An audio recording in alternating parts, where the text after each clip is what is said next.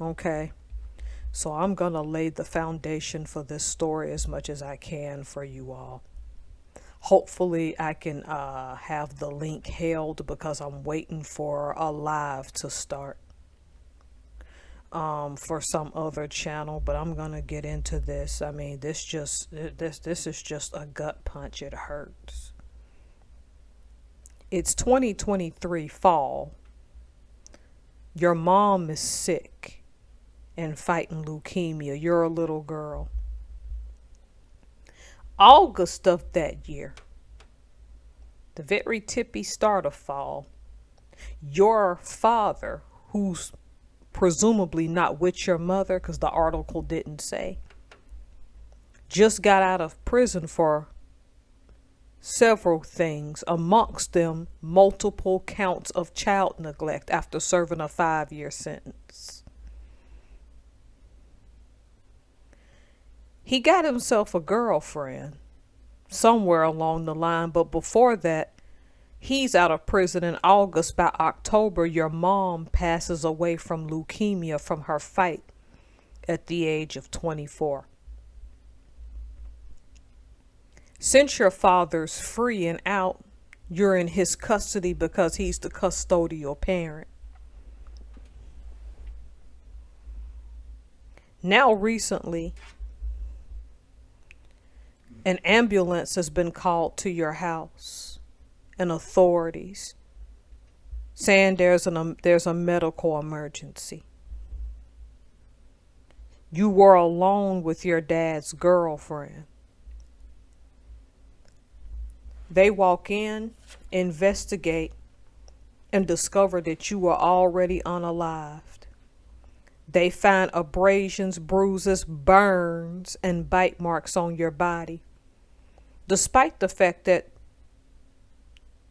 the girlfriend make it seem as if it was the Rottweiler that caused the unaliving. Word on the street from your maternal side of the family is that they couldn't get access to you regardless of how many times they requested it, but that you were a sweet little girl. Access to you from your father was met with apprehension.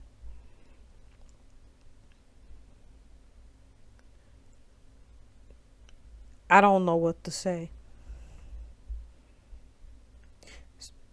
There were cameras in the house, right? Cameras on the property. Didn't specify whether they did or didn't get a warrant. You all would have to read the story because there are so many missing things. Girlfriend's story comes falling apart really quick. She could be seen on the camera sicking the dog on the girl. This poor child. To boot, she's sitting there kicking that child who's already being attacked by a Rottweiler, a 100-pound Rottweiler, an elementary school aged child.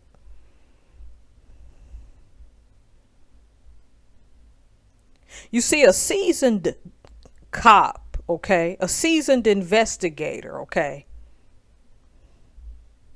is smart enough to know that a Rottweiler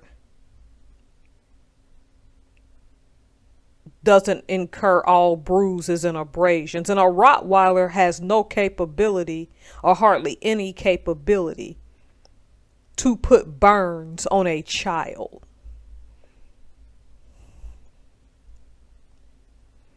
This is the second story that I've covered of a child having a dog sicked on them as a punishment. The little boy that I spoke of not too long ago is set to recover. This girl had no chance. A mom who passed away from a sort of cancer. She has a sister she left behind. And a daddy's girlfriend who's known not to like her. Because you don't do this to anyone. This child had no chance because biologically that's his.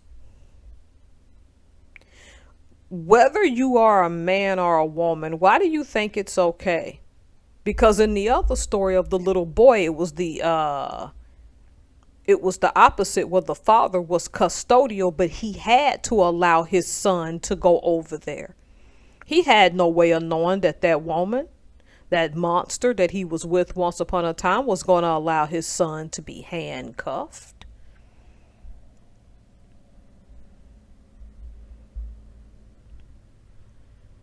When is your legacy going to matter to you if you're an abusive person?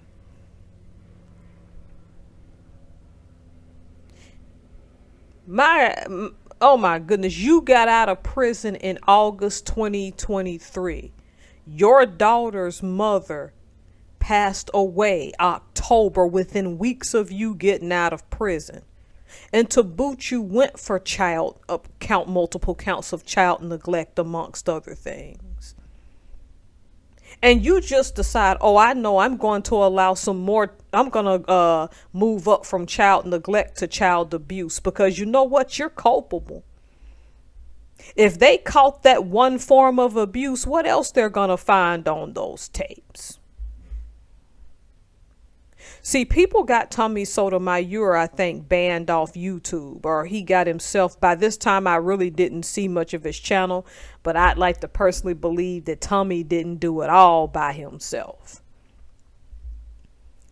Tommy covered a story that to this day I just can't get out of my head, because at the time on his channel, he also had the little boy's images up. Man is serving overseas. It was either in Iraq or Afghanistan when we were still heavily over there at the time. It's the mid 2000s, so this was probably like 2011 to 2015.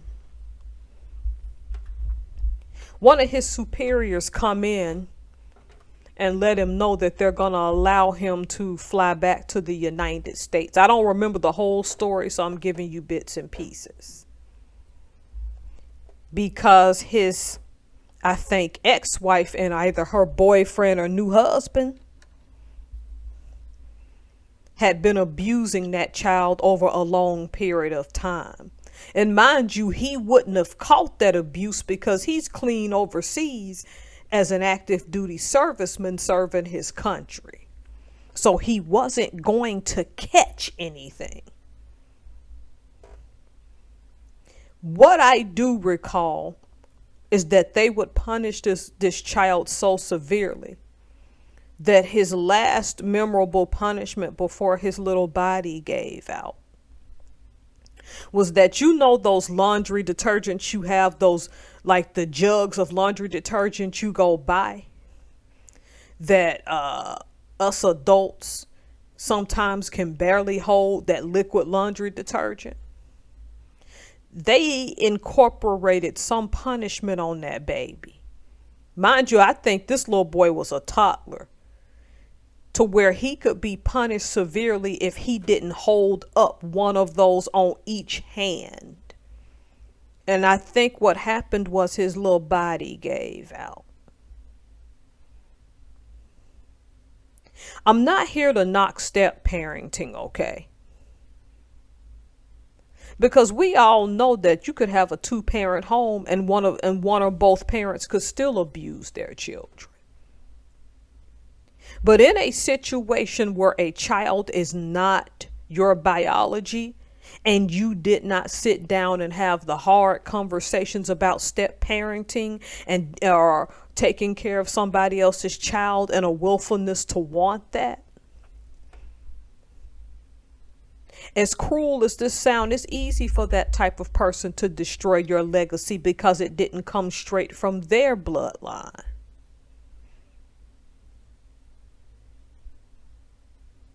That is what I think this woman did. It's easy to resent this child because this child was a product of a previous relationship, and that biological mother who passed away from an illness would not have been able to protect her daughter. And because the father was the custodial parent, he could keep stalling the biological maternal side of that family, despite having a criminal record with known child neglect. That's his bloodline, right? That's his legacy. So he had the hegemony and the say so. This is my thing in this story.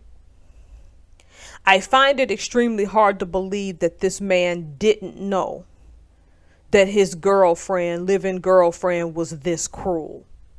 I wouldn't want to know what else was found on additional tapes.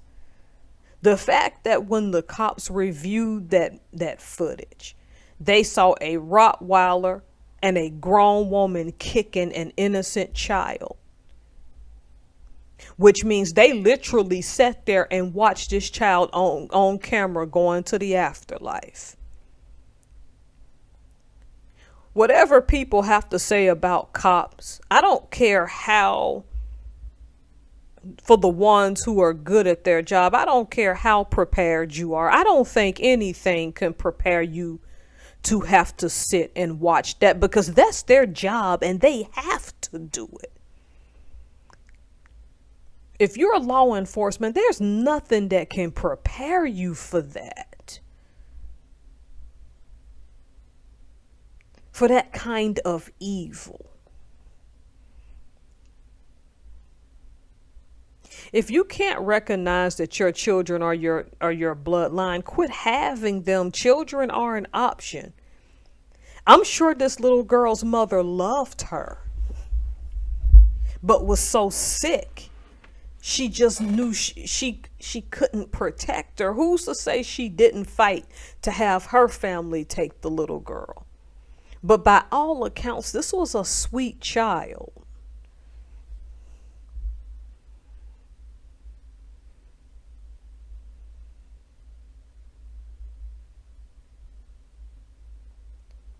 I bet this woman thought that if she sicked that dog on that child and that dog attacks enough, that she thought that that dog was going to cause so much damage that they weren't going to notice the other injuries on her, as if a hardened cop in a coroner's office couldn't catch that. Please guard your legacy.